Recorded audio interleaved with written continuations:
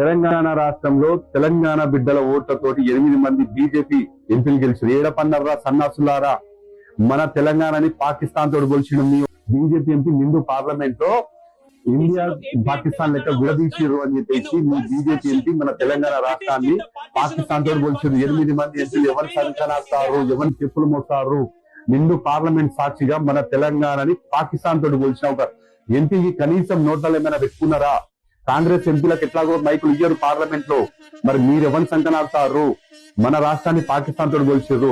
ఇసుంటి ఎప్పుడో బయట పడుతుందని చెప్పేసి ఆ రోజు సోనియా అమ్మ తెలంగాణ తల్లి ఇలా మన రాష్ట్ర సాధనలో 1000 మంది అమరవీరులు చచ్చిపోతే ఆ అమరవీరుల త్యాగంగా తెలంగాణ ఇయ్యాలని చెప్పేసి మన కాంగ్రెస్ పార్టీ సోనియా గాంధీ ఇలా తెలంగాణ ఇస్తే ఇలా మీ కడుపుల కుట్ర బయటపడ్డది. ఆ రోజు నరేంద్ర మోదీ అన్నాడు, ఇలా మీ ఎంపీ అన్నాడు.